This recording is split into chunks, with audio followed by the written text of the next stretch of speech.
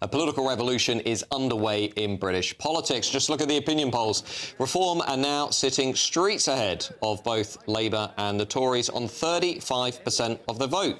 In fact, both of the big parties recently fell below 20% of the national vote each. And their fundamental values, Reform's values, seem to be shining through. A bombshell new poll today says that 68% of British people, more than two-thirds, clearly understand what Reform UK stand for, compared to just 59% who say the same about the Tories and only 56% who say the same about the Labour Party.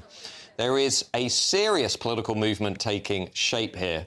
Now, the Tories are in freefall, with leader Kemi Badenoch failing to cut through in either the press or in Parliament. I don't know about you, but look at PMQs this week. It wasn't a great performance by the official leader of the opposition. The Labour government, meanwhile, is imploding, with Angela Rayner and Lucy Powell's sudden departures paving the way for today's big reshuffle, the beginning of phase 2, we were told. Well, many Brits feel that they have only one vehicle left. Today, party leader Nigel Farage set out what Reform's priorities in government will be. Check this out.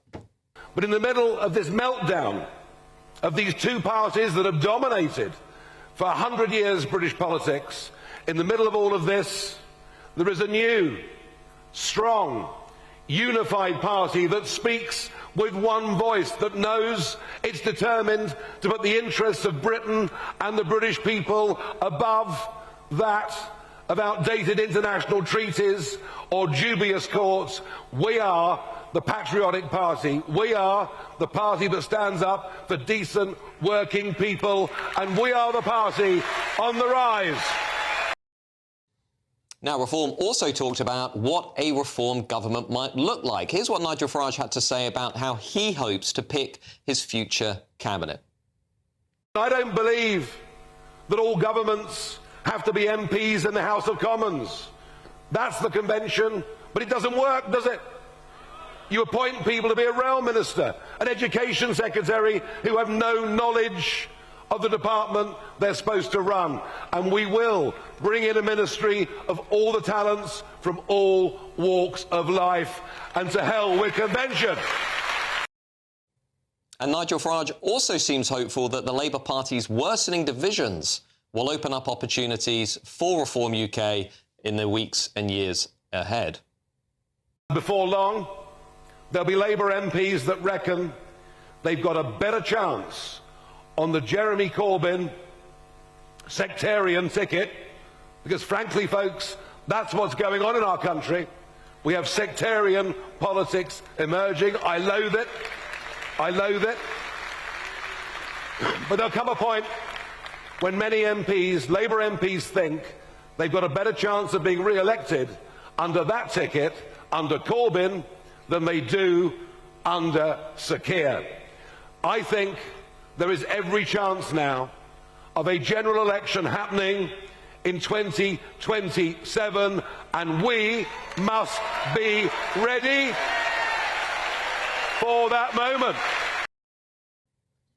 But you know what? Reform's potential path to government will not be without challenges. And I'll be honest, the defection of Boris Johnson ally Nadine Dorries didn't seem to go down especially well among some of the people I met today. Many members have doubts over figures that have also joined Reform in recent months. Jake Berry as an example. And the relatively new party has already seen more than its fair share of infighting. So is Nigel Farage right to say that he could lead a Reform government by 2027? That's a question I want to debate tonight, looking at the opportunities and the challenges for the Reform movement.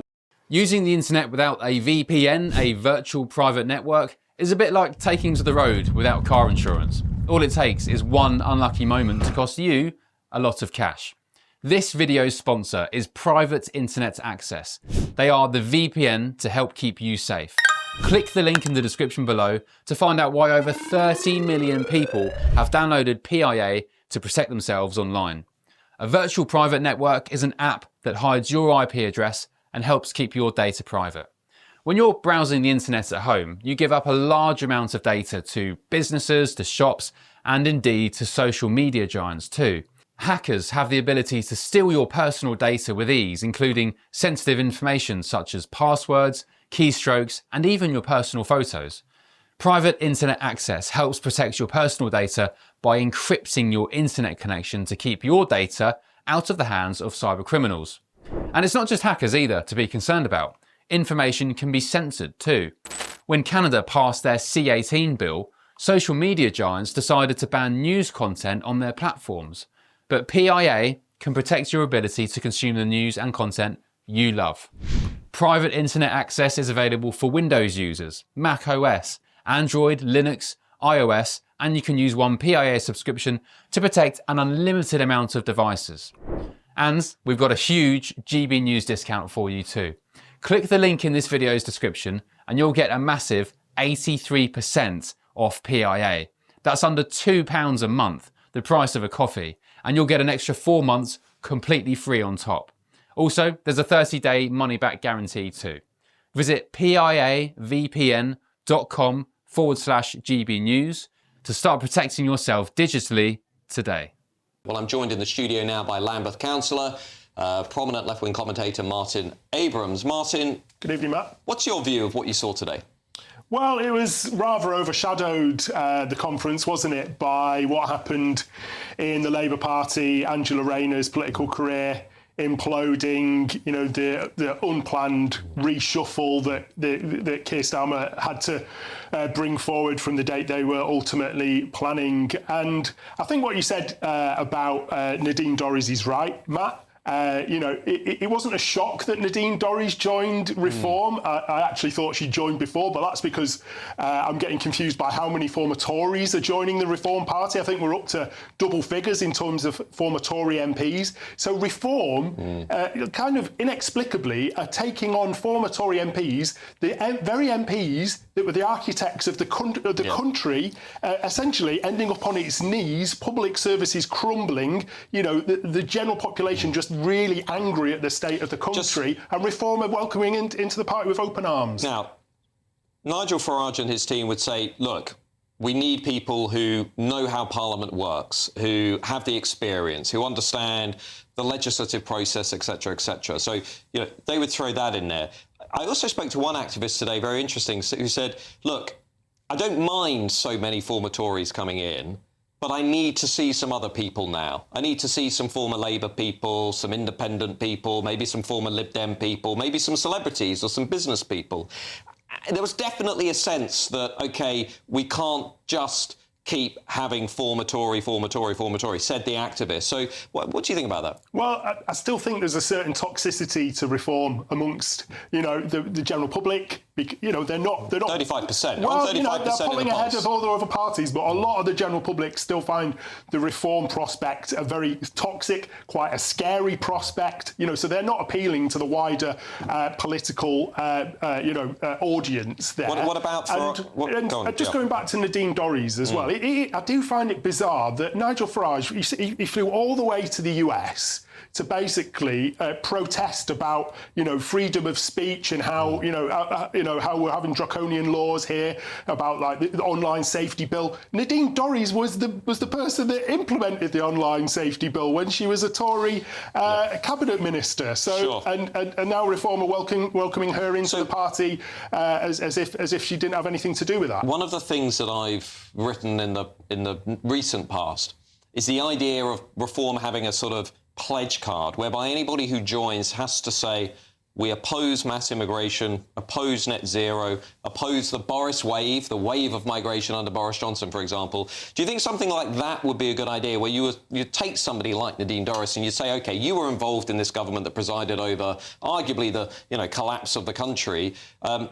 Can you just firmly disassociate yourself from that regime? I don't think you can. Not if you're continuing to accept former Tory MPs. The Reform kind of mould themselves as the party of anti-establishment. But I'm sorry to say, at the moment, they are looking very, very establishment. And, you know, it is important to say, Nigel Farage, man of the people. Okay. I live a couple of miles away from where he went to school, Dulwich College, okay. £60,000 a year to go to that college. Hold that thought. We're just going to bring in the panel, commissioning editor at The Spectator, Lara Brown, and contributing editor for Novara Media, Michael Walker. Lara, let me just start with you. Do you see something in this point about internal challenges and tensions and defections? Yeah, I think this is a major problem. I have to confess, I'm in the 30% of people who've got no idea what reforms stand for. 1 minute, Reform's big pledge is we're going to undo the Online Safety Act. The next minute, they've brought in the architect of the Online Safety Act onto their benches. We've got the same with net zero. We're told Reform want to get rid of it. So why is Jake Berry, the person who brought in net zero and was very involved in its architecture, now involved with the reform? It's becoming very difficult from their personnel. You've got lead councillors calling for more care worker visas to work out what Reform believes. So what should Nigel Farage do in order to manage that? Because in fairness to Nigel Farage, what he would say if he was here is, look, I can't go into government and and run all these government departments with people who have never been in politics before. I need experienced people. I need people who can manage the civil service, the policy process. I mean, what's the point of someone whose experience is in doing something that Farage believes was bad for the country? That seems very strange to me. Michael Walker. I mean, it would be more impressive if they'd got some sitting Conservative MPs, because at the moment it's not just establishment politicians, it has been establishment politicians. Like, it would be a vote of confidence in the party if there were some Tory MPs who thought, we're more likely to keep our seats with Reform than staying with the Conservative banner. But these are people who don't have jobs anyway. So it's not like Nadine Dorries is taking a big risk by joining Reform. She's got nothing else to do. But do you think, perhaps mirroring some of the tensions on the left between the Corbynistas and the Blairites and so on, there is an inherent tension here that Farage is going to have to negotiate both with his members and activists? Look, I spoke to people today who said, look, I came into this movement to end mass immigration, end net zero, restore free speech, and, there was a sort of a reluctant acceptance among some that, OK, we need some former MPs and we might not like everybody that we take. But there was also a sense of, look, I'm nervous. I wouldn't overstate that. I mean, Nigel Farage is a charismatic leader. It's a bit like Donald Trump. So you can have some real wackos in the party and they sort of just go along with whatever they say. I think the bigger problem for Nigel Farage is what's been the big problem for Donald Trump, which is that the governing programme doesn't really make much sense. So you're saying you're going to reduce immigration, fine. Well, that means you're going to have to pay care workers a lot more, which means you're going to have to raise taxes.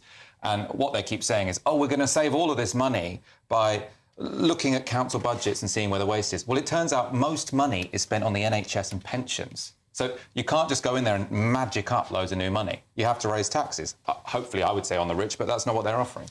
Martin, Nigel Farage also said today, look, it's the divisions on the left that are going to bring about an early general election. He's working on the assumption that the departure of Angela Rayner and so on escalates these tensions, the Labour government fall under the weight of its own contradictions, and we are going to the polls as early as, first few months of 2027. Do you agree with him on that? No, I can't see the Labour Party in its current state looking towards an early general election.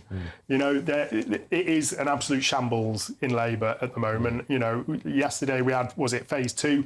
Today people are talking about phase 3 of Keir Starmer's, reset.